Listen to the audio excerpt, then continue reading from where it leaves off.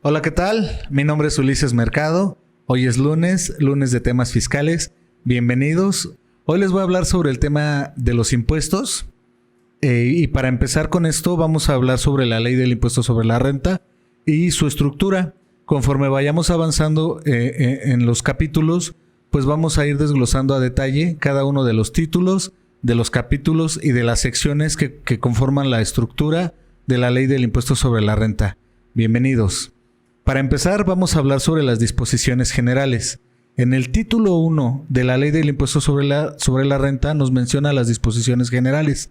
Abarca de los artículos 1 al 9 de la misma ley y como toda ley tiene un reglamento. Entonces el reglamento de la ley del impuesto sobre la renta abarca del 1 al 11. ¿Qué son las disposiciones generales? Básicamente es en donde nos dicen quién debe de contribuir, cómo debe de contribuirse, qué porcentaje debemos de contribuir las personas que deben de pagar este impuesto y la forma de tributarlo.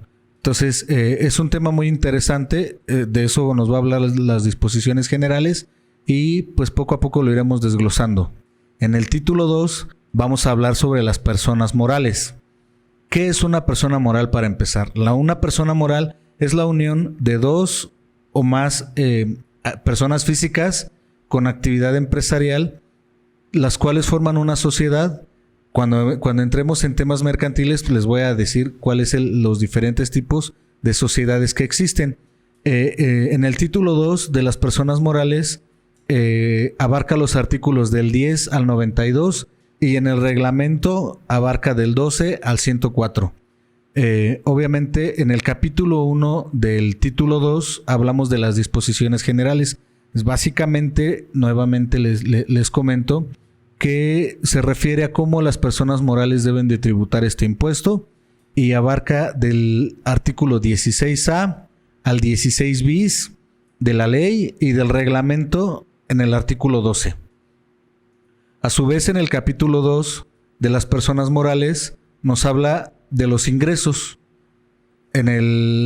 Los artículos son del 17 al 28 de la ley y del reglamento son del 13 al 24. Básicamente nos explica qué es considerado para las personas morales un ingreso y cómo se debe de calcular el impuesto en base a los ingresos. En ese mismo capítulo nos habla de las deducciones. Los artículos que comprenden son del 29 al 45 de la ley y del reglamento del 25 al 69. ¿Qué es considerado para una persona moral las deducciones?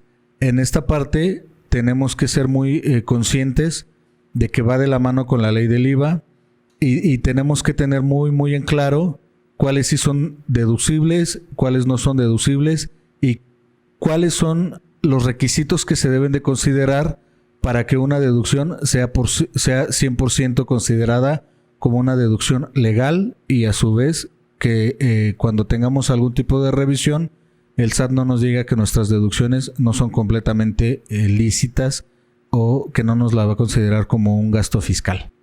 ¿Ok? Dentro de las deducciones es el título 2, capítulo 2. Tenemos la sección 1, que son las deducciones en general, que es del artículo 29 al 36 de la ley y del reglamento del 25 al 65. Las deducciones en general es todo aquello que se debe de facturar de acuerdo a la actividad que uno va realizando, que sean meramente para desarrollar la actividad. Entonces, esto lleva ciertas aplicaciones y lleva ciertos conceptos que se deben de tomar en cuenta para que sea considerado como un requisito fiscal 100% legal. Después, en la sección 2, hablamos de las inversiones. Cuando nosotros como personas morales realizamos algún tipo de inversión dentro de un portafolio o adquirimos algún tipo de capital físico, es decir, maquinaria o como normalmente lo llamamos activos, nosotros tenemos que enterarle al SAT cómo hicimos nuestras deducciones de inversiones y de esta manera tenemos que cubrir ciertos requisitos para que sean unos gastos fiscales 100% reales. Abarca de los artículos 37 al 45 de la ley y del reglamento del 66 al 69. Y por último, en las deducciones tenemos en la sección 2 también el costo de lo vendido. Abarca del artículo 45A al 45I de la ley. Aquí en este caso no tenemos un reglamento para esta sección. Pero ¿qué es el costo de lo vendido? El costo de lo vendido es después de que nosotros fabricamos nuestros artículos o estamos realizando un servicio, ¿cuál es el costo que nos llevó el tener ya el producto terminado y el entregarlo ya disponible para el consumo al cliente? A eso se le llama el costo de lo vendido. Es importante que distingamos la diferencia entre un costo, o más bien entre un gasto, una compra, y dentro del gasto, pues obviamente el costo de lo vendido. Es muy importante que no se pierdan los siguientes capítulos de esta serie que vamos a estar transmitiendo, para que tengan bien específico a qué corresponde cada una de estas secciones. Por favor, entonces, regresamos a la estructura de la ley del impuesto sobre la renta. En el capítulo número 3 hablamos del ajuste anual por inflación. Cuando nosotros realizamos nuestra declaración anual, tenemos que determinar un ajuste anual por inflación. Como todos sabemos, este ajuste se deriva del total de tus deudas con el total de tus créditos o de lo que a ti te deben. Se saca la diferencia y de ahí podemos determinar lo que es el ajuste anual por inflación. Abarca de los artículos 46 al 48 de la ley y del 70 al 72 del reglamento. Descarga la app Los Ajolotes y disfruta de la mejor comida mexicana hasta la puerta de tu hogar. Los mejores.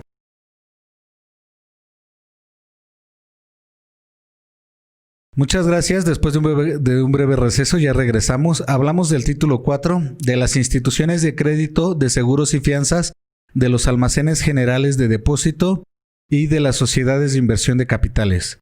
Este es un tema muy interesante porque nos va a hablar sobre todos los bancos que existen, todas las sociedades financieras que nos ayudan a darnos algún tipo de crédito y todas las afianzadoras que existen dentro del país.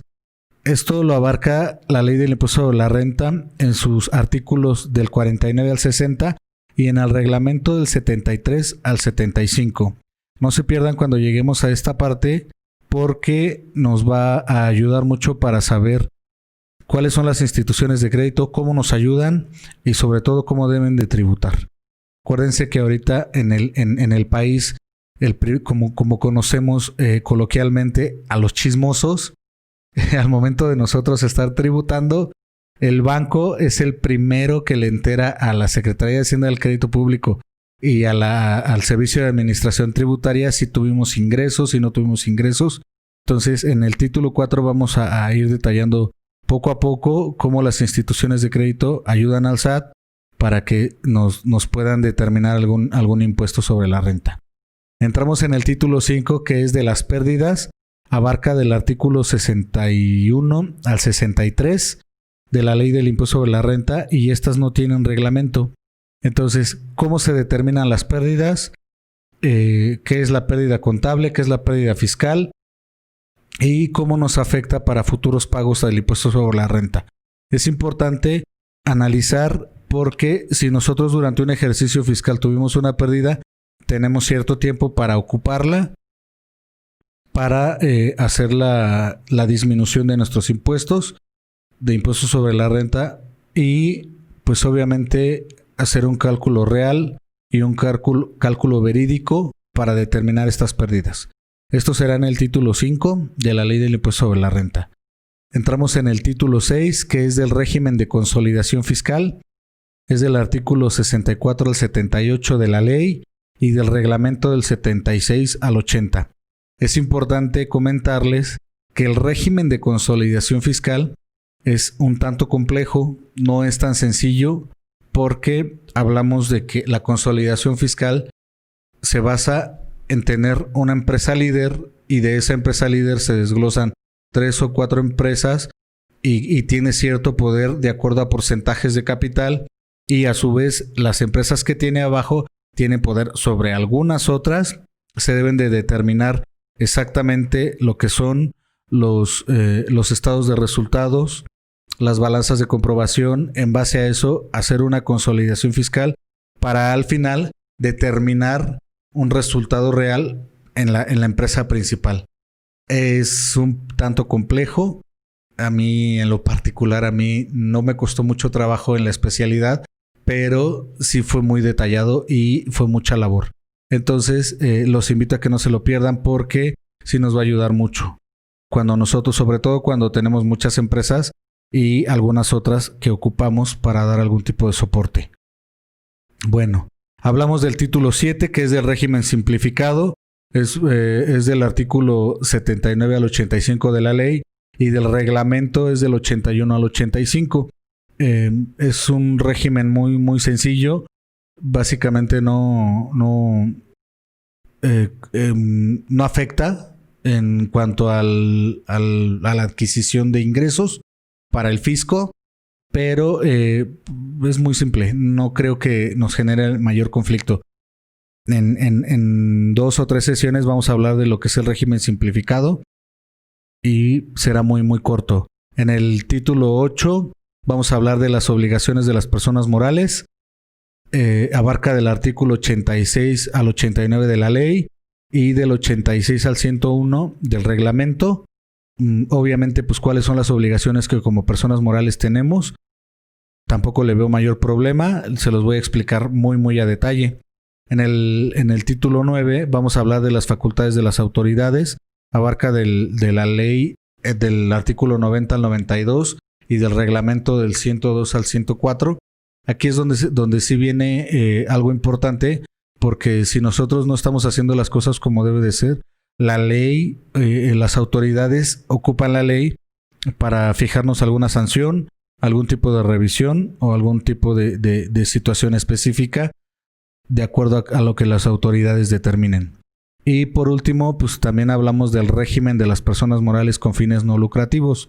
Esto abarca del artículo 93 al 105 y del 120 al 119. ¿Cuáles son estas personas? Pues las sociedades SCs, las APIs, las IAPs, los sindicatos y cualquier otro tipo de sociedad que dentro de sus actividades no obtenga algún beneficio monetario por realizarlas. Entonces, por mi parte sería todo. Hasta aquí terminamos la estructura del impuesto sobre la renta. En la siguiente sesión, pues vamos a hablar ya más a detalle de cada título, cada capítulo y cada sección, de acuerdo a lo que corresponda. Espero hacerlo muy corto, espero sea muy agradable para ustedes. Síganme en mis redes sociales como Ulises Mercado AN, y también está mi canal de YouTube, y pues ya, todos los demás, Twitter, Insta, etcétera. Muchísimas gracias, un gusto estar con ustedes, nos vemos el próximo lunes.